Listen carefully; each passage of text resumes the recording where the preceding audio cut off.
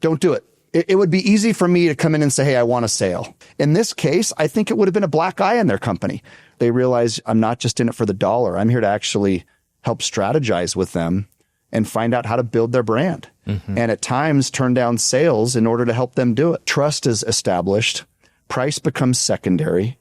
And they know that you're in it for them. Welcome to the Know Your Ship podcast, presented by eHub. I'm your host, Frank Dolce.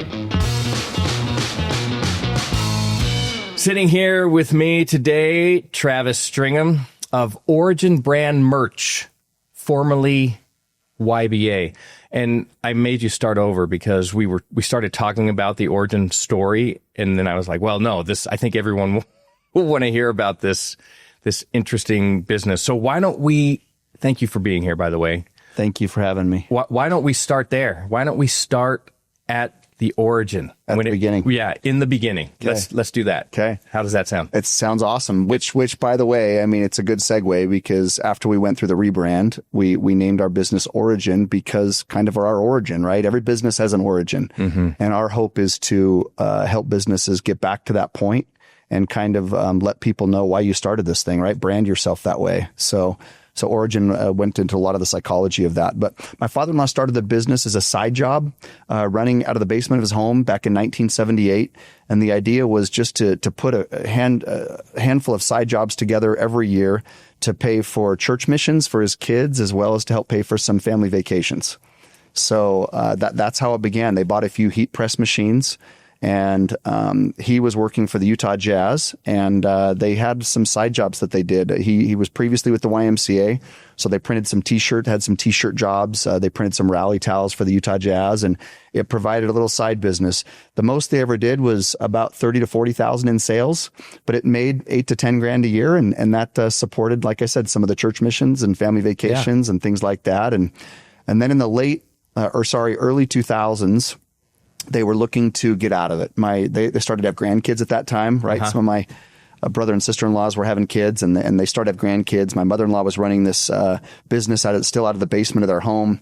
That last year in business, they did about $8,000 in sales, so it was on its way out. Yeah, and she was going to let it go. They were just going to let it dissolve, and he was going to retire from the Jazz a few years later, and it was going to be done. And my older brother, my oldest brother-in-law. Wasn't happy with his current job and said, hey, maybe I'll jump over and give this a shot and see if there's anything here. Maybe I can resurrect this business and see what's there. So in 2000, he jumped over and did really, really well.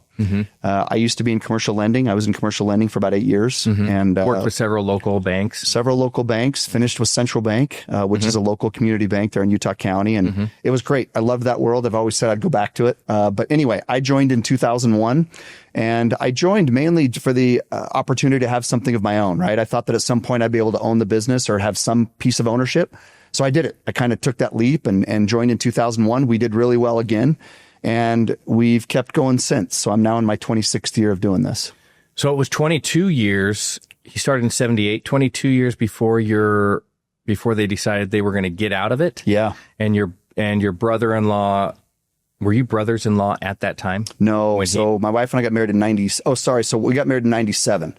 Okay. So yes, at the time that he took over the business, yes, we were, brother-in-laws. Got you. Okay. And then you jumped in 2001. 2001. Yeah. You probably had a pretty nice banking career. Loved it. I did. I mean, people have always said you never get wealthy in banking. You know what I mean? And you just don't. The way to make money in banks is to switch banks. You know what I mean? Because that's kind of what you do. But it was a great living. It was a comfortable living. I love Central Bank. I love the Packard family who owns it. It was a very comfortable, good life. You get all the bank holidays, right? Think about all the holidays you get off. Right. So it was banker's hours. Yes, banker's hours. All of it. It was a great life, though, and as mentioned, I would go back to commercial lending in a heartbeat. It was Utah's done very well. You know what I mean? In that time frame, commercial lenders have done well. We've got a lot of building in Utah, a lot of businesses coming here. So, but yeah, I don't regret making the change. But it hasn't been easy. I'll tell you that. Well, I hope we'll get into that.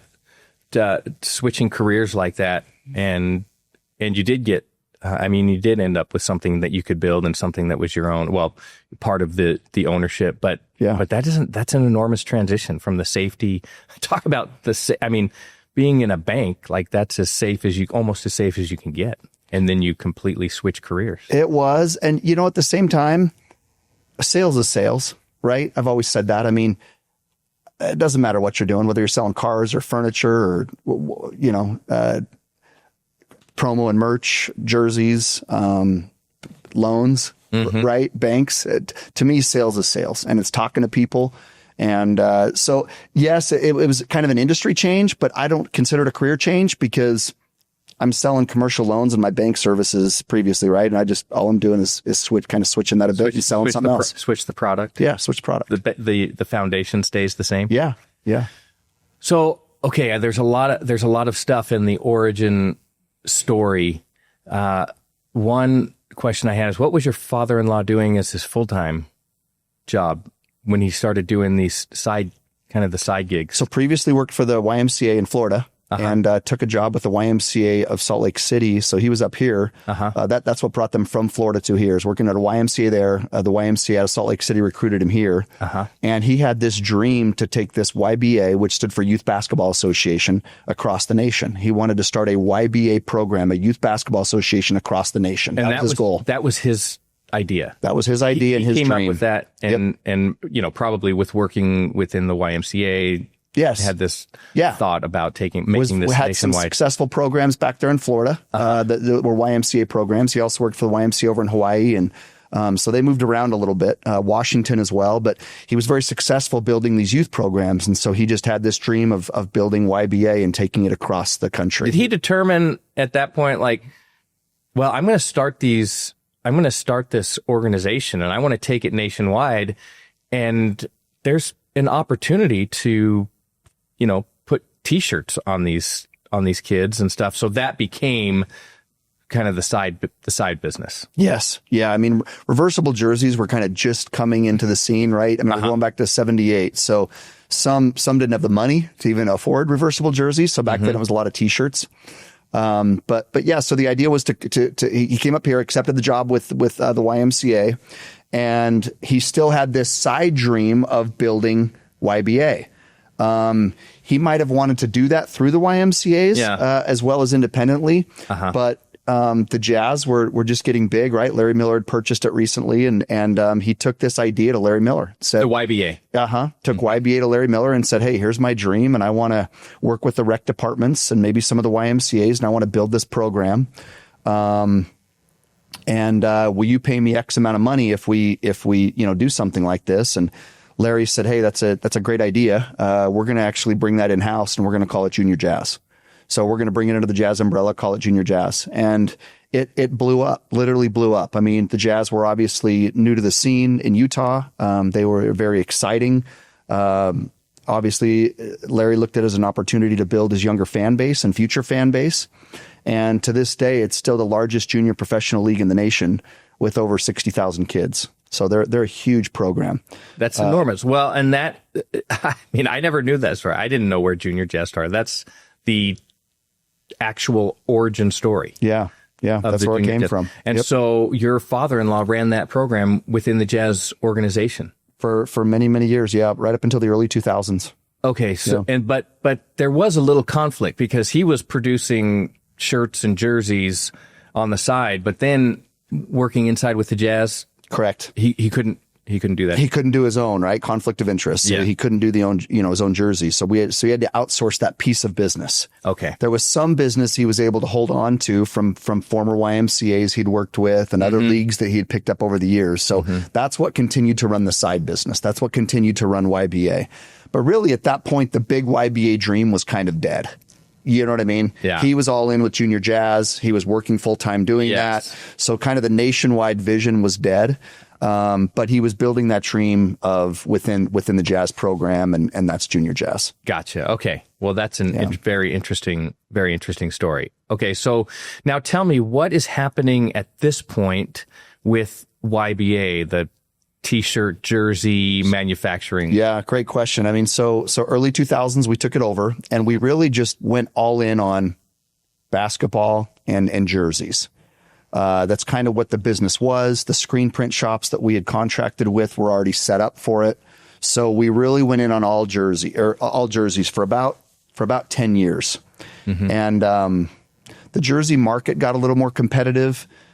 Keep in mind, we're going after YMCAs and rec leagues. So you're going after nonprofit programs to make a profit, right? And if I came to you with a business model that said, hey, I want to go after nonprofit programs to make a profit, you might say that might not be the best investment, right? But that's what the business was. We doubled down on it. We were finding some success at it, so we just stayed with it. We picked up some other junior professional programs in the process. The Golden State Warriors, the Phoenix Suns. Now we work with the Oklahoma City Thunder, the Memphis Grizzlies, San Antonio Spurs we do some business with, the Orlando Magic. So over the years, we picked up a lot of other good junior professional leagues, and we've worked off and on with other ones. But as the business grew, we started to realize that there was a lot more business out there than just jerseys. And so 2010, 2012, we really started to get heavy into corporate, just corporate promo and merch. I don't like to call it basic t-shirts and hats and things like that, because to me, it's much more than that. But that's the basic explanation of it, right? Promotional and promo and merch products for businesses, for branding purposes. So we got heavy into that. As that continued and as we started to grow that piece of the business, we would have a lot of those businesses, and we started to work with some very large companies that would say, hey, what does YBA stand for? And you can imagine where this is going, right? Like, I'd cringe a little bit. Business? Yes. Assets? Well, I mean, we thought about things up. Your brand apparel. I mean, we actually thought about making stuff up because it was a little bit embarrassing. I mean, from a business story, it was not good for branding. It wasn't good for identity, but it was, I'd through, hesitantly, I would say Youth Basketball Association, but let me explain that. You'd have to explain it. And it's like, what's a youth basketball company wanting to do my 1,000 polo shirt? You know what I mean? It just didn't match. So we had some other, I'm in business with, at that time I was in business with 3 brother-in-laws. 2 other brother-in-laws joined the business later. And there was some strong opinions of, hey, we don't need to rebrand. People know us by YBA. Let's just leave it. So there was a series of time where that, 7 to 8 years we fought that. Really? Yeah, very long time. And finally back in 2017, 18, we thought, okay, we need to make this split. We need to kind of act like some big boys here and make this. It's going to be a tough decision because people know us this way, but we got to make this change sooner than later. Both divisions were growing, both the sports division and the corporate division. So finally we separated them. So YBA is a parent company now. It's in the background. It's hidden, kind of the umbrella company, but our sports division is called Team Built and our corporate division is called Origin Brand Merch. Got you. And that's where we're at today. Are you involved in both sides? Or are you? I am, only because I'm one of the owners and I've had accounts for that many years. So I've had sports accounts for many years. I run the Junior Thunder program. I run some other club programs and other large YMCA programs, but only because of the amount of time I've been there. And then I'm primarily in the corporate world, and a lot of my future business is in that corporate space. But as for hiring purposes, we have reps now that focus on one or the other, and that's it. They're either sports or they're corporate. Gotcha. Okay. You went for about 10, 12 years solely focused on sports. Still focused on sports before you decided you made that decision to go into corporate. Okay. So I want to hear about that story. Is as you're going along in the sports world and you're getting these nice accounts with some of these professional basketball teams, and how did that come up? What is the genesis of, hey, maybe we should look at a different side of the business? Yeah. This next piece. We ended up buying a shop, which is, it was a unique, decision. And there's people that have come to me today and said, hey, we're thinking about buying a shop. And my advice is don't, because shops aren't money makers. They're lost leaders. But we started to pick up some big accounts, and the shops that we were contracting through were getting a little bit late on turn times. One of the things you can't be late on is a game, right? Like you can't not have jerseys for a game. So we made the decision to purchase a shop, to purchase a print shop, a production facility. Where you could manufacture. Where we could, not necessarily manufacture. Yes. Produce the item. Yes. So yeah. And during that getting time, shirts or something from somewhere, and then you're Yes. doing the Exactly. We're controlling work. production, and Yeah. we started sourcing somewhere in the middle of that too. Sourcing jerseys, blank jerseys that we could turn around quicker and sell at a discount and stuff like that. So that was kind of a fun story, and we've really tripled down on sourcing, and it's been a huge asset to our business since then. But yeah, we needed to control our production. We needed to control our turn times. I mean, when we tell a customer that we're going to deliver on something, we had to be able to do that. So we bought a shop, and we started controlling our own production, and it was a great decision. I don't regret the decision. It was a great decision at the time. I still think it's a good decision. If it wasn't, we'd sell it. A lot of my competitors come to me and actually ask us to print for them. So, but it has allowed us to keep control of our production and delivering on customers and delivering to customers, telling them that when something's going to be done, it's going to be done, and it's on us. And if it's hey, we make mistakes, and that's our fault too, and we can own it because we did it and it's ours. And I'd rather have the control over that than kind of turn that over to somebody else. We made that decision earlier on. But it got to a point where after buying the shop, there was downtime, and we started working with schools as well. So when you think about that, schools do both jerseys and they do corporate. Do you know what I mean? We do jerseys for the sports teams, and we do corporate for their staff and faculty apparel. Are you talking mostly elementary level, high school? Everything. College? Elementary, all the way up, even some junior colleges. Gotcha. Okay. So we were doing both jerseys and then staff and faculty apparel for both of those. And I think that through that hybrid approach, it was like, gosh, why are we not doing more corporate? Do you know what I mean? Like, there's obviously a demand here. People want this and need this. And then from there, we started talking to a few of our friends, and it kind of took off, and it's really taken off ever since. So corporate is definitely, I mean, in my opinion, even though our sports does really well, and during COVID, during some other things, it was funny how the 2008 crash, right? Businesses stopped spending money. So it's been interesting how when corporate's done bad, sports has done well, and vice versa. So it's really a unique thing that we have. I don't know a lot of businesses that have two completely different divisions. And believe me, it has presented us with more challenges than we want as far as production styles, trends, marketing efforts, sales, employees. I mean, you think about that. They're really two different businesses. It's presented a ton of trials and unnecessary stress in the business. And at the same time, it saved us. Like, it literally saved us at times. Yeah. So is one area of the business more, does it produce more than the other area of the business? Are they about equal? Corporate, but not much. Yeah, corporate, but not much. We've been fortunate to live in the state of Utah too, right? I mean, Utah's exploded in the last 20, 30 years. Sure. I mean, we moved here in the early 90s, and I think it's exploded since then. But and we've been fortunate for that. Some good businesses have come here. We work with some very good businesses, and so we've been the beneficiaries of that. So do you work mostly, well, obviously not on the sports side because you're with several other teams, but corporate wide, are you mostly Utah, or are you spread out throughout the U.S.? Good question. Spread out. Most of the business is core here in Utah, but we're across the country, and then we ship globally. So we work with companies like formerly Beachbody, right? They're now Body. Yeah. So we work with them. They ship global. We work with some megachurches. They ship global. Sunrun's a huge solar company. They ship global. So we ship global, but we do business in almost all 50 states. You just mentioned megachurches. Let me ask you a question. What types of items are you producing for megachurch? It's fascinating. Like, I never knew that this world existed, as far as like the megachurch merch world, but it's huge. It's huge. You've got a lot of megachurches out of the Midwest. Yeah. Texas, they're big.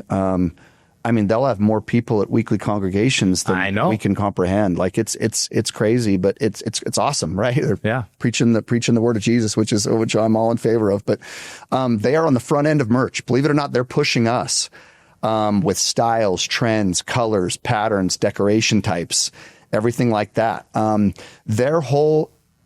The whole vision behind the megachurch merch is that cool merch prompts questions, and questions prompt invites.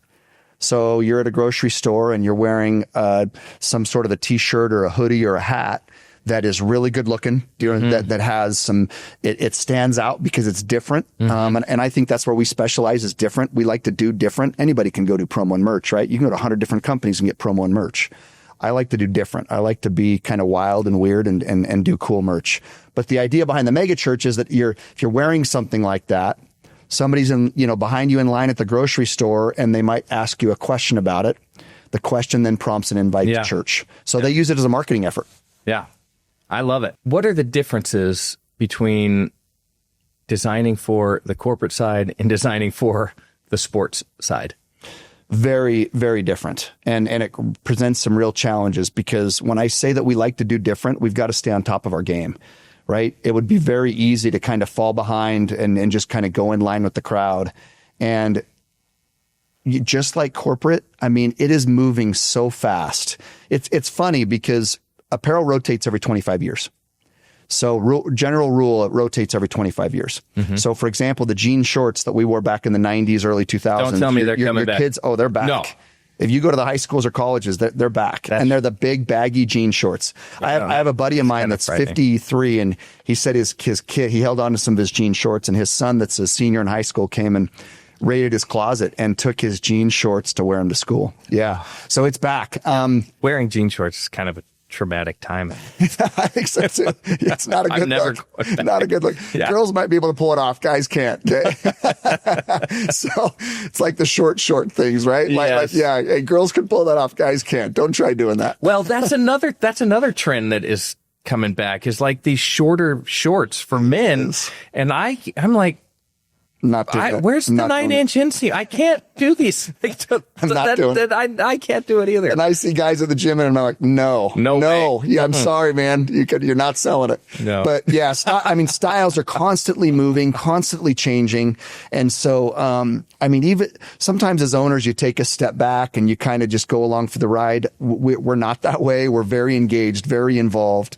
I take a lot of pride in that, very OCD with what we do. So we stay up on that: styles, trends, colors, fashions, fabrics, everything like that. And if you're on top of that, you've got to stay on top of that in both industries. Yeah. So we very closely watch Nike and Under Armour, and Adidas, Puma, right? Some of those big sports companies. And typically we're trailing them, but not far behind. But normally we keep a really close eye on what they're doing, and then try to come out with products and fabrics. We have very good sourcing channels across the country, especially in the jersey world. And so, for example, Nike just came out with a jersey fabric about 3 months ago. We're already producing that through our factories and providing that to club leagues and things like that. So we've got to stay on top of those trends. I mean, it moves really, really, really fast. Well, the reason I ask is it's interesting because in the sports world, you have the New York Yankees, and that jersey's never gonna change. Like that uniform's, it's iconic. It's classic. You have the Los Angeles Dodgers, that jersey, that uniform, the color scheme, that's never gonna change, and it shouldn't. Like I don't know, maybe it should. It's just so iconic, and so. But maybe that doesn't bleed down into the lower divisions, into the youth leagues, where they want something that's more in line with whatever is considered in style today. But then there's other professional teams that have gone, like the colorways and everything that they're doing with the jerseys and the different helmets and the uniforms. Like, Oregon, of course, is the university everyone associates with 372 uniform combinations and everything like that. So I guess in the sports world, what you're telling me is it's not static like the New York Yankees, the Los Angeles Dodgers, Chicago Cubs, whoever the iconic team may be. You have to stay as in modern times as everything else. Yeah, and I think that you'd find that even in your examples of like the Yankees and the Dodgers, even though jerseys have stayed the same or patterns have stayed the same, fabrics haven't. Fabrics have come a long way. So just think about the fabrics you wear, right? I mean, spandex has changed everything, right? It's made all our lives better. But spandex has been huge into jerseys.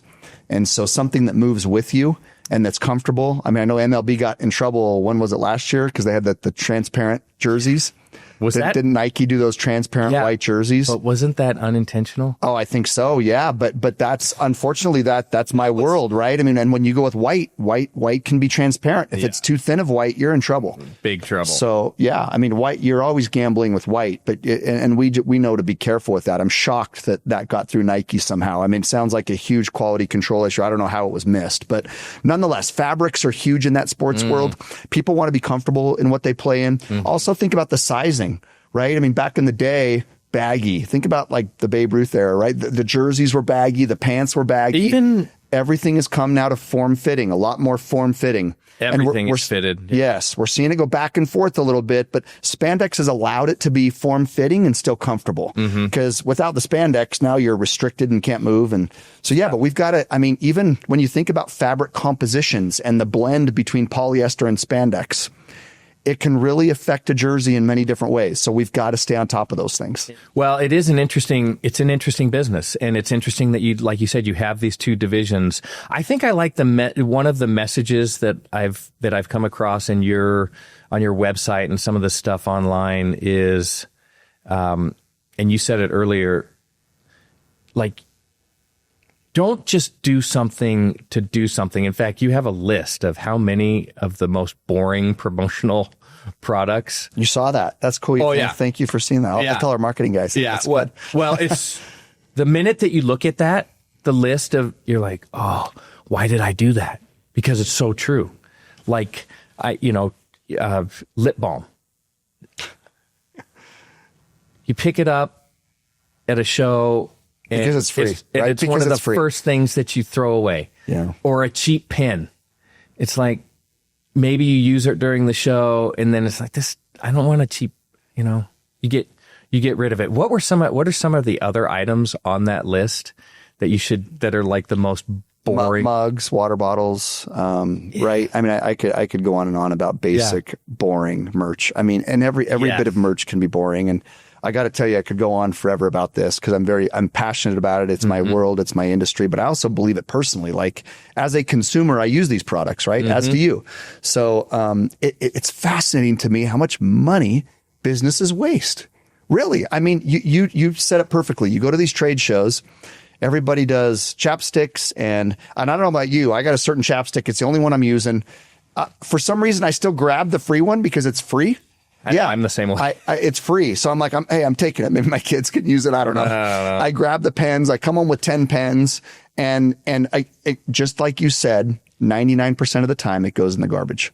And every business knows that. I mean, I don't like to use the word swag. I hate the word swag because to me, it's irreverent. It's unprofessional. I just don't like it. But swag stands for stuff we all get.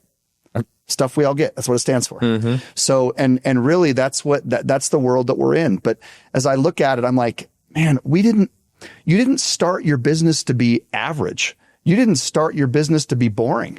You never intended it for it to be a normal product or service. You did it to be different, to kind of be exceptional, to give something to the market that we didn't previously have, right? That's why you started your business. Why would you go back and brand it in a boring way? It's crazy, but we do this and thousands of businesses do it. And it's absolutely amazing to me. And I'm not opposed to the ordinary. Practical is good because we use practical. You use pens. Sure. Pens are good. We use them every day. Yeah. But if you're going to do a pen, do the coolest pen out there. Do a pen that matches your industry and your product. One of our customers is Reef Capital. Awesome customer, by the way. So they do the Black Desert development down in St. George. They've got Marcella. We love those guys. They're awesome. In fact, Jeff cool Spangler, story. Who's one of the guys at Reef Capital, was on the podcast. Oh, very cool. Jared and those guys. They're fantastic. Great, and that's a fantastic. Well, they're doing amazing things. With Black Desert. Now they're opening up. I think they're opening another 18 at Black Desert, and they're doing the Marcella development up around Park City. I mean, that's a really great. They've got one in Virginia, Hawaii. Yeah, absolutely. So amazing. Good for you working with those guys. Well, thanks. It's a privilege to work with them, and we work with some other big brands as well. But they're so fun because when you think, and theirs is project specific. So when you think Black Desert, when you think of a pen for Black Desert, okay? Because again, we use pens. So great, let's do pens. But already I'm thinking, can we get a black lava rock pen? can we get a red sandstone pen? If we can't, can we get something that's in an earth tone, some sort of earth tone, naturistic, right? Like we're dealing with that beautiful Southern Utah property in that area. So do something that matches the brand and that somebody's going to take home and says, okay, I've got this pen. For some reason, I can't get rid of it. I cannot get myself to throw it away. And we all have the merch that we've done that with, right? Where we take it home and there's some stuff we throw away and there's some stuff we hold on to. Why do we hold on to it? Well, because they've given us a cool enough reason to want to hold on to it. There's something about that piece of merch that is cool enough where I'm like, I'm going to hold on to this one. This is kind of cool. I don't want to live without this. Well, the design is certainly important, but the quality is important as well. I mean, you could go to a show and grab two different t-shirts. And I wear t-shirts all the time, but you grab one t-shirt with the brand on it and it's the box t-shirt that's not very comfortable, doesn't fit. Which is back in right now, by the way. It's back in. well, that t-shirt's going to the Salvation Army or the DI, or that's the DI pile. Yeah. And then you get the shirt that's fits well and it's super comfortable and it's kind of a cool logo and you're like, I'm probably going to hold on to that. Hold on to this. Yep. And it can end up being a go-to shirt, right? And we hold on to that for years. So, and it just says something about the company. It says something about the business. It says everything about the company. When you have a quality item. Yeah. I was working with a customer last week, literally just last week. It's a huge home builder in the state of Utah. Quality, custom, multi-million-dollar homes, beautiful homes. And they said, hey, we're going to this event. We just became a sponsor of this company and all the investors are coming into town and we want to give them something. We want to send them home with a gift, to advertise our company. And I'm like, awesome. That's great. What's your budget per item? They said, well, we're tight right now. We just did a sponsorship under $7 an item. And I said, don't do it. Don't do it. It would be easy for me to come in and say, hey, I want a sale. Do you know what I mean? I could make this sale and I can give a $7 item for 350 people, but I'm like, don't do it. You could probably do like the chapstick, pen, that of paper for under $7, but that's not memorable. You've got these are investors. These are people that already have money. Yeah. They've already got everything. There's nothing you're going to give to them that they don't already have. So what are you going to give to them that's special enough that they're going to want to hold on to it and for under $7? And that's why I told them, like, listen, I'm trying to do the best thing for your company. Don't do anything. And they didn't. I said, save your money for the next time around. For that group, and we like to say bait the hook to suit the fish. So whatever project it is, whatever group that it's going to, do the product that is specific for that group and caters to that group. In this case, I think it would have been a black eye in their company, right? It would have been, we build these beautiful multi-million-dollar homes and you guys are major investors, but we're going to give you something cheap. It just doesn't match, right? Yeah. So, I mean, we try to help businesses that way to the point that I said, don't do the sale. I turned down the sale not like they went somewhere else. They appreciated it and said thank you and whatever, and they agreed. But yeah, in that case, just don't do it. So, but yeah, we like to really think about their trade. We talked about trade shows. Think about the amount of money a company spends at a trade show. $2,000 to $3,000 just for a vendor booth. Think of the amount of time in employee cost. Maybe they're flying there, a couple employees, the setup. You're probably into an event $5,000 to $7,000. I would say that's maybe on the low end. Yeah. Right. On the low end. For sure. And you're going to, but what you're going to give to people to remember you by after spending all that money is a 57-cent pen. Like really? I mean, I hate to say it, but one of our slogans is merch smarter. So we like to help businesses merch smarter. You got to make yourself memorable. You've got to give them a reason to want to think about you. Don't spend that amount of money and leave them with a 60-cent pen. I was working with a guy that here locally does office furniture, and I went up to one of his tournaments somewhere. We were at a golf tournament somewhere, and he gave out a Pitch Fix divot repair tool. It's the Switchblade divot repair tool. Yeah. And guys play with that as much as we use them. We probably play with them more than we use them, right? Because come on, who's hitting the green? But they're a toy. The point being though that I got this, and they're fairly expensive. It's an $8 divot repair tool, right? You can go with the cheap one for 50 cents, or you can pay the $8 one, which is a very nice divot repair. But 2 years later, I'm still using that tool. And mind you, I have like 10 of them. but I cannot get myself to throw these divot repair tools away because I'm a golfer and I like it, but also because they're cool. The beauty of that though is that now these businesses that spent the $8, I mean, the whole purpose of any sort of promo piece or apparel piece is to get people to look at it after the event, to remember you as the business. And I called this guy and told him, like, it is 2 years later and I just used this divot repair tool and I'm thinking about your business. Yeah. When I think of office furniture, you are the first person that comes to mind. Right. Absolutely. So when you think about a return on investment, the guy got his, I mean, and he's continuing to get it 2 years later. So that's the idea of it. You've got to make merch cool enough and different enough to make people want to hold on to it. And not only that, we help you do that. I don't think it's your job to have to study the merch world or the promo world. There's millions of pieces of merch. There's billions of pieces of promo. You don't know what's necessarily new and trending and popular and what's coming out the next 3 months or 6 months or year. I do. I'm in that world and I stay up on what's brand new. So we like to go in and be different. Not only would like to tell businesses that we do things different, but I like to help you and show you how.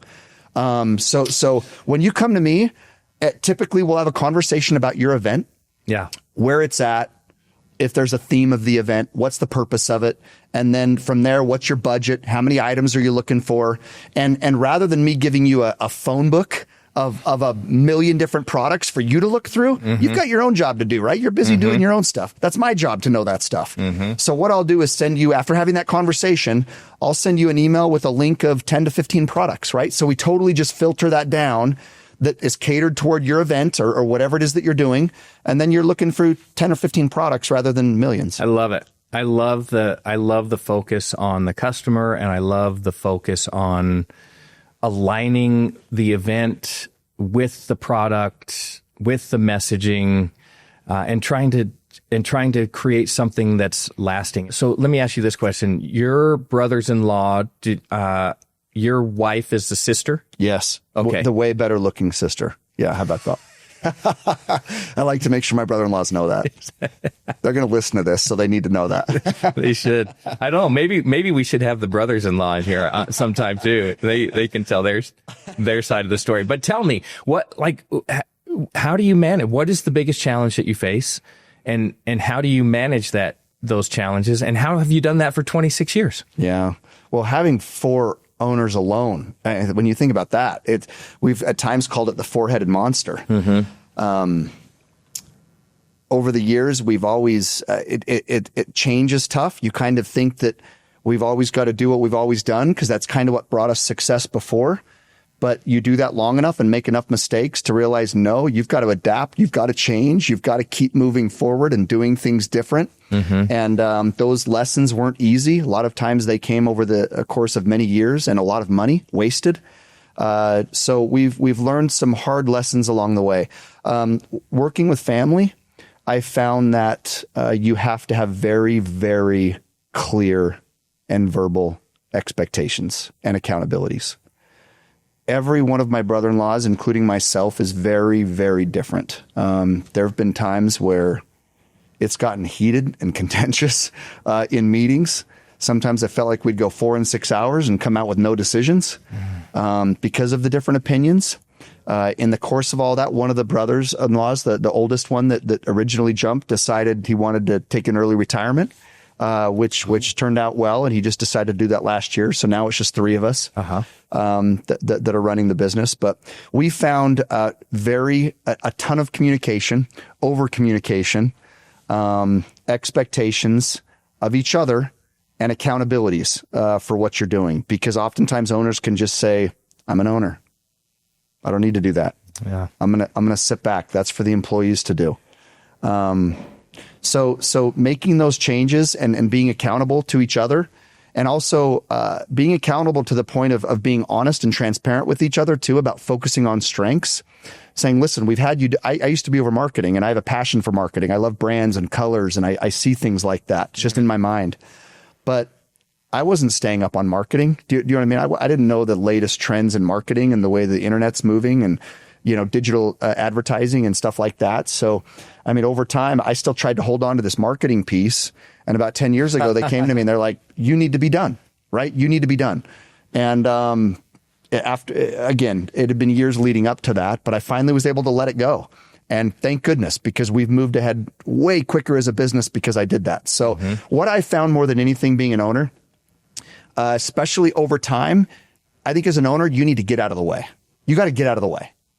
We hindered our growth so much because we wanted to be involved. We wanted to think that we were staying engaged and that we were making these decisions to help move the business forward. But unfortunately, a lot of the things you built the business on are old. Things move fast. I had some great advice that a buddy gave me, and it took me 10 years to finally believe it. But he said, Travis, you got to replace yourself. You've got to find somebody to replace you. And what you'll find is that because they're younger, because they've got a little more energy, because they're a little more knowledgeable in areas you're not, they'll not only replace you in the areas that you think you need to remain involved, they'll do it way better than you did. And again, after 10 years of fighting that, I finally said, okay. And we all did that as an ownership group, and it has been phenomenal. So I think that owners a lot of times they're in the way. That's just my personal opinion. It's hard advice. Believe me, I understand it. I've wasted millions of dollars standing in the way, thinking that I could be that change. But sometimes you're not the answer. Well, it's just hard to let go of your baby. It is. Yeah. I mean, and again, I'm still involved, right? I'm still engaged, but there's some things that you've got to again, as owners, we focus on our strengths, and we kind of really went to that position. I love talking to people. I love working with key accounts. And so that's where they have me, but I'm not involved in the HR. I'm not involved in the day-to-day of the business. I'm not involved in marketing, right? I'm focusing on strengths. Yep. And I'm accountable. I'm accountable to my business partners, and we hold each other accountable. And so I think that's how we've been able to make this work. Yeah. You mentioned the name change as maybe a point of contention. You said it took several years to go from YBA to where you are today. Yeah. Tell me about that process of that name change. And I'm curious about this because I'm sure that people who are listening to this podcast, they're dealing with these issues as well. Yeah. And so maybe a little insight from you would be helpful. You bet. It really is a great question. Because I think that owner to this day would disagree with it. Would still be YBA. Would still be YBA. Yeah. But that is, they're interesting dynamics. So going back, this oldest brother-in-law of mine, had the largest account in the business by far. It was a big account, a very, very, very large account, nationwide account. It was 35% of our business, 40% of our business. It was a significant business. He swung a very big stick, right? Not only being the oldest, dominant red personality. Oh, that guy. Had a large account, brought in a lot of money to the business, and he hates marketing. He just disagrees with marketing. He thinks it's too subjective. You can't really track anything. You can't measure it. Yeah. And so there's just nothing to it. And you know, I see it completely opposite. I think sometimes you can maybe do a little too much with marketing, but I'm a huge advocate for marketing and branding and everything like that. So we were that's where decision meetings became a little contentious at times. We've had a lot of arguments over the years. We went through. Gosh, I've been through the dictionary. I can't tell you how many times looking at names and their origins and what they mean and all that stuff. And it finally got to a bit of a boiling point where we're like, listen, we're bringing on employees and we're having to train employees in sports and we're having to train them in corporate. But again, corporate has millions of apparel pieces. Promo has billions. Sports has tens of thousands of pieces. So to try to, and they're really two different target markets. Yeah. So to try to have employees go after both was even more confusing. And our marketing messages were confusing. And it finally just got to a bit of a boiling point where, listen, we keep running into this wall. We're growing, but really, really, really slow. Like we've got it. We've tried it this way for 15 years. Like, what's the quote about, you always do, you've always done, Yeah, the definition of insanity. Yeah, definition of insanity. Just keep doing the same thing. So we kept doing this. And anyway, finally we decided to make this decision to do the rebrand. We hired a marketing company, looked at a bunch of different names, and we decided to go this route with Team Built for Sports. We think it's kind of got a tough name, right? Sports is team oriented. And so we went with Team Built. And then Origin, Origin brand merch we went with for the corporate world. And the idea with that is just to get people back. I mean, you started a business. Every business has an origin, right? They have a reason they got into business. And so, we try to help businesses kind of get back to that point. And again, being different. You started your business to be different. You wanted to provide a product or service that the market didn't already have.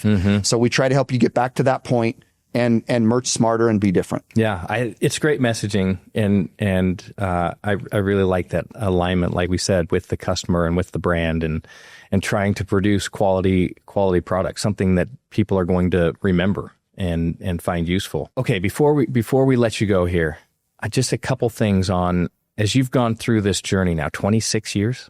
26 years. 26 years. As you look back across that, what would you say is something that you did really well, or something that you do really well, and why is that important? I think my opinion on it would be relationships. I think business comes down to relationships. There's a quote that I heard that when product and price are equivalent, relationship trumps. And so I work in a promo merch world. I mentioned earlier there's a lot of good promo merch companies. You can go to 100 of them. You can find them online. You're probably going to be pretty well taken care of at them. You know what I mean? They're good companies. But what we have done different is in the course of being different, in the course of meeting with you, in the course of going to you, having you come to us, spending time with you, getting to know more about your business, like the example I provided earlier where I told the guy not to do it, right? I turned down the sale. That forms a relationship over time, right? Like they realize I'm not just in it for the dollar. I'm here to actually help strategize with them and find out how to build their brand. And at times turn down sales in order to help them do it. And I think that develops respect. And in the course of doing that, I like to have relationships. I like to get to know my customers better. I like to take them to lunch. We go golfing. We do things. I like to get to know them on another level. Because I think that through the course of doing that, in the course of doing it, trust is established, price becomes secondary, and they know that you're in it for them, right? You've got their best interest at heart and in mind, and it's worked. I don't just believe that strategy. I think it in life too, right? Like that's a pattern for life. Relationships is a pattern for life. It just enhances our lives and the way that we look at ourselves and the way we view other people. And to me, if you can help somebody else with their job, I truly believe business is also secondary. I don't necessarily like to lead with business. I just met you today. I'd never push our product or service on you. What's amazing to me is some of the biggest accounts we have are customers that have actually come to me and said, why aren't you doing our stuff? After developing a bit of a friendship and a relationship. I don't know, maybe that makes me a bad sales rep. I don't think so. No. I just think it's about relationships. No, the way that you sell, I mean, like people are going to be engaged because I think the message is aligned. People want to have quality. People want to be associated with quality. People want to provide something to their customer that's going to be meaningful. And so the way that you're selling is like, hey, this is what we do. These are all the things that we do. You're not coming over to me and saying, you really should be wearing this, or you should be really giving out this pin. No, the message is, we can help you create quality products, a quality experience for your customer. You've elevated the customer experience. Everybody wants to elevate the customer experience. So absolutely. And I tell customers, if you're taken care of, don't talk to me. Like if you feel totally taken care of and you're in the merch world or in your jersey world or whatever it is, great. You don't need to talk to me. I'm glad they're taking care of you, right? This is my industry, so I'm glad you're being taken care of. I find though that the majority of times that's just not the case. Yeah. Companies like me are more like order takers. Sure. To where somebody calls them up and says, hey, I just need to order 1,000 pens. And yeah, I literally feel terrible about that, because how did that customer even know about those 1,000? They've already had to do the research. They've already done a job that isn't theirs. Sure. Right. So yeah, we like to really kind of reverse that experience, make it more of an experience and make it emotional. So let me, yeah. And yeah, engage emotions. That's so, if someone calls you and says, hey, I need 10,000 pens and, this is my price point. Can you get me 10,000 pins at this price point? There's somebody out there who's going to say, absolutely. I can get you 10,000 pins. It'll cost you this. transaction completed. In that scenario, how do you manage that? So normally my next question will be, tell me about the event. Why are you giving them away? Because there are times where you just need a cheap pen, right? I mean, I work with Chick-fil-A is one of my other national accounts, and there's times they say, hey, we just want to hand out we're going to throw them out at parades. We're going to throw out T-shirts at these just random events. We don't really care how quality they are. Now Chick-fil-A is a cool enough brand that they have a cult following, right? So people are going to wear it whether it's a piece of junk T-shirt or not. But the point being that there are times where you just want a cheaper product. I think that's okay. I don't like it, but I think that's okay. In some cases. Typically though, what I'll do is try to find out what event are you going to? Where's it at? And who is your target market? Who's this going to? And then from there, if you do want a $10,000 cheap pen, I'm still going to consider every one of those factors, and I'm going to try to find you the coolest pen that can encompass all of those things related to the event. Okay. So, something up in Park City, I'd recommend a wood pen, right? You're outdoors, you're thinking nature, or to me, it's going to be green and it's going to be soft. It's going to be something that is a sustainable type, a renewable type product, just because of where it's at, right? Sure. So we're going to be thinking about those things rather than just a cheap pen. And then from there, I'd go to work with both sourcing as well as domestic suppliers and find out what price points we can get for you. Yeah. But to me, it's all about the event. Let's talk about the event first. Bait the hook to suit the fish. Every single thing that you order doesn't matter what order it is. You might just say, hey, I just need 100 T-shirts for my employees. Okay, let's talk about that. Let's talk about your employees. Let's talk about the age demographic, right? Because if they're younger, they're going to want the box T-shirt. That's what's in right now. They want the 90s T-shirt is in. Thicker necklines, draped shoulders. Believe it or not, T-shirts are coming shorter now. So not only shorts, but guys are doing the almost like crop T-shirts for guys, which is crazy. Say it ain't so. I know, it's coming. Say it ain't so. So we will talk about all those demographics. And then from there, I'll say, okay, let me send you 5 to 8 different links of products that I would recommend based on what you just told me. Yeah. And businesses have loved that and appreciated it because it saves them a ton of time. And I know it does because I know the time I put into finding those options. Yeah, right. Absolutely. Well, I think the interesting thing about this conversation is we're talking about your business and creating products for your customers and having these conversations and building relationships and how meaningful that is and aligning with your customer goals and, where they're going to be and what they're going to do. And how do you say it?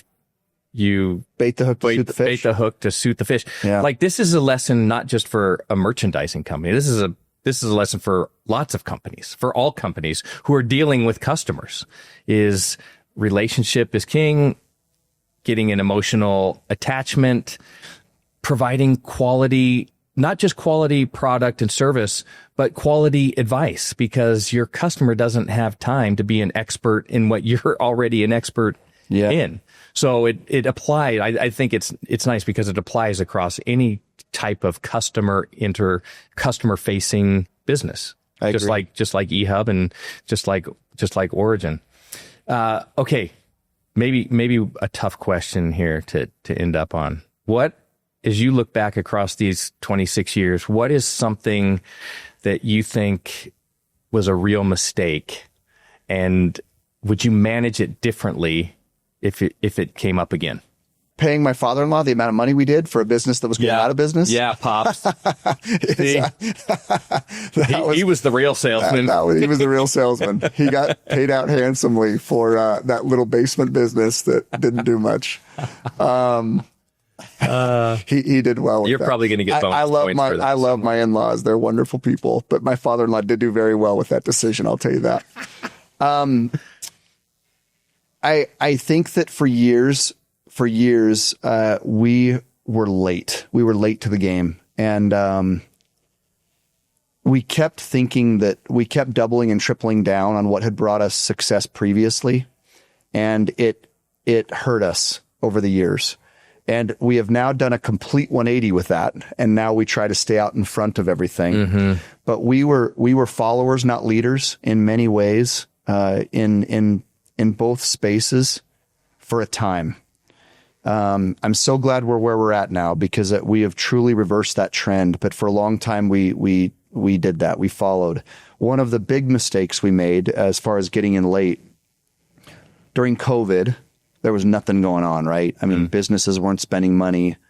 Believe it or not, that was the one time youth sports. I mean, the crash in '08, businesses weren't spending money, but parents were still putting their kids in youth sports. Yeah. Right. That never stopped. And who would have ever thought that would have stopped? I mean, it's free babysitting for parents, right? It gets the kids out and running around and not playing video games and whatever. Like youth sports is huge. So, when COVID hit and everybody stopped spending money, the one area that was killing it was direct to consumer. Right? You think about the number of people that were ordering online. Oh, sure. Amazon was killing it during that time. Any company that was direct, Beachbody was killing it at that time because people were working out from home. Right? Think about your protein companies. Bucked Up, local company, killed it during that time. Right? COVID might have. They're an awesome business, by the way. But COVID might have. I mean, really put them over the edge because we were all working out from home, and you know. So anyway, direct to consumer though, and we watched this for about 6 months or a year. Of business suffering and us trying to we got into masks and, doing things to try to connect some dots and make some sales work. But we decided to do a direct to consumer site, like a one-off t-shirt site. And, we called it Shirt Yourself. It's pretty, you like that, Brandy? Yeah. It's really good. It was a little play off words. Yeah. There you go. Know your ship and shirt yourself. So the idea was to create a one-off model of you could go on and design your own t-shirt. Yeah. And, so we spent over $1 million on that technology. And mind you, somebody would laugh at that, right? A tech company might say $1 million. That's a bargain, right? Yeah, you got to spend $15 million Absolutely. To even have a chance. But for us, that was a significant amount of money. And we invested a lot of money. We spent a lot of time in this software and building this. And we didn't do tests on it. We didn't, do the type of testing we needed to do. And at the end of the day, it was a flop. It didn't go anywhere. It just didn't do anything. And, the $1 million was just in cost. Think about all the time and expense of our time and expense putting it together. I mean, it was probably a $2 to $3 million project that just literally flopped. And, we were late. There's nothing else to be said about it. We were late to the game. The product also wasn't what people wanted. People don't necessarily want to go on and design their own shirt. They want a selection of something that's already pre-made and pre-selected. And we see that from other direct to consumer sites. Since COVID ended, direct to consumer has kind of crashed. I mean, even not to say companies like Amazon aren't doing well because they are, but they've slowed since COVID. Sure. Your multi-level marketing companies have slowed since COVID. Like COVID changed the world, right? In many ways. Yes. It certainly changed direct to consumer sites. Yeah. We host thousands of websites for customers. Last year, we closed down over 500 of them because they were direct to consumer sites and they just weren't doing anything. Nobody was ordering. So, you've got to be real selective with those. I mean, I could go on forever just about that, but you've got to be real selective with your direct-to-consumer sites. But that was a big mistake, a huge mistake. And I would even say that was fairly recent, right? I mean, we're only going back 5-6 years where that mistake was made. Just being a little bit late to the game on some things, that was a big one. Gotcha. Okay, what are the things, what do you do to keep yourself well-educated, on top of things that are happening? Do you listen to podcasts? Do you read books? It's such a good question. All of the above. Yes. Books, lots of podcasts. We go to shows. So there's fabric shows throughout the world that we go to. We actually go visit our factories, China, Egypt. So we go over there, do quality control checks, make sure they're not sweatshops. Do you know what I mean? Things like that. But, and then we watch the trends very closely. So what's fascinating is you think of what's on the runway in New York and Paris and those are outlandish, crazy.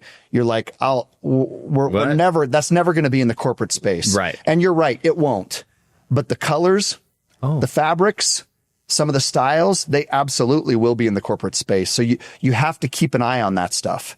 And throughout the year, they'll have, certainly have the Paris and New York runway shows and things, which we keep an eye on. But they also have shows. Vegas has shows several years. Atlanta, Texas, we'll go down to some shows there. So they'll have shows where fabric suppliers from across the world will come in. So you got China, Vietnam, Bangladesh, right? Egypt, Pakistan, wherever, India.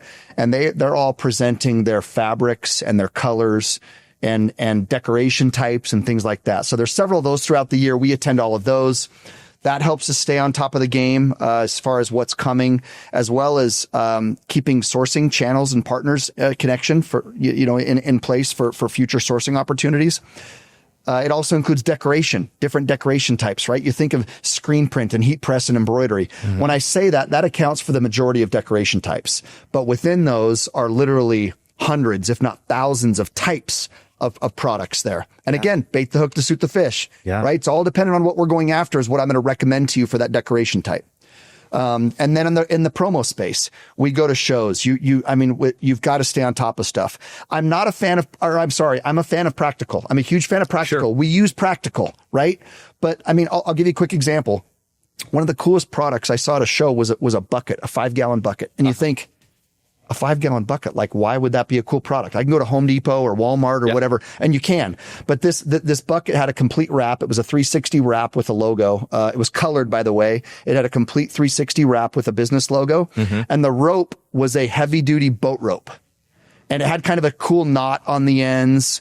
And you might look at that and say, well, okay, but it's just a bucket. It is, but now you've turned a bucket into something cool. Right? You've provided just enough difference to it. Yeah. That now I want that. Like now I want that.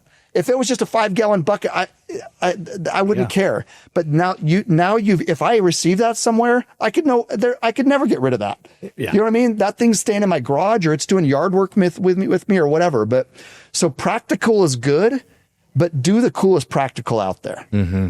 So I'm telling you, that would be my go-to bucket. And I use buckets fairly regularly, if you can imagine that. But it's just like landscaping, doing stuff around the house. Yeah. And if something heavy's in it, the handle hurts, right? Yeah. Think of a heavy-duty boat rope. Those handles are ridiculous. They're terrible. Yeah. They're the worst.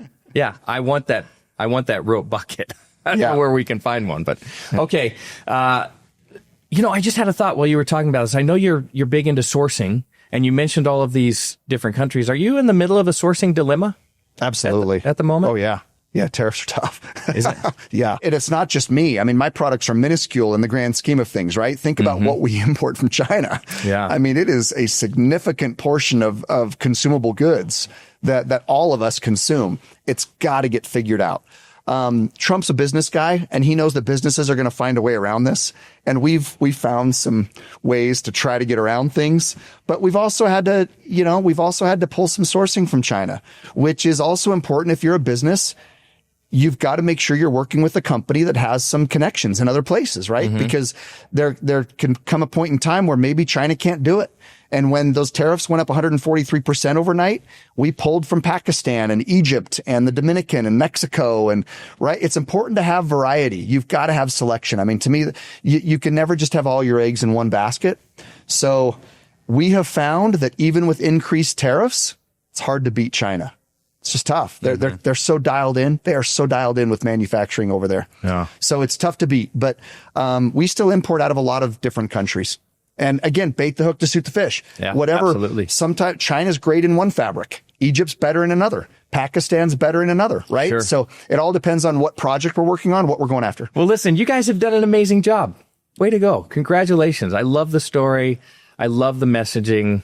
Continued success. Thank you. Congratulations on the success of yours as well. Well, hopefully we can figure out a way to do a little work together on both sides. I think it makes a lot of sense. Yeah, I told Darren earlier to contact our guys. So yeah, I love the way you guys do business. Darren's a good guy. Well, it's very much aligned. I mean, I think that's the interesting thing about this particular conversation that we've had is that we're two different industries, but in terms of where we're aligned on elevating the customer experience, maybe that's our messaging for today. It's great. How to elevate the customer experience. We all want that, right? Absolutely. And think about service has gone downhill. No kidding. Has it not? Like you get the minimal. That's why we like the Chick-fil-A's and the Disneylands because they treat you with respect. That's right. Yeah. You get the minimal and everybody turns around that pad and says, "You want to leave a tip?" I mean, that's the customer service experience today. Is. Which is, by the way, and when you get good service, when you get like really friendly, meaningful service and they turn that pad around, heck yeah, I'm willing. Isn't it interesting too? You're tipping more. Absolutely. Like I'm not just wanting to tip the 20%. I'm wanting to do like 30%. That's absolutely correct. For that service because it's a thing. I'm shocked businesses aren't picking up on this. Well, our restaurants not picking up on this. Hopefully. Yeah. Hopefully they are. Anyway, Travis, thank you. Thanks so much for having me. Hey, you know what? Let's get the brothers-in-law back in here sometime, and we'll get we'll get the other side. You don't want them. We'll get the other side of the story. Hey, thank you. Appreciate it. Thank you. Appreciate it. Thank you. Thank you for listening to the Know Your Ship podcast presented by eHub. Don't forget to subscribe and leave a review.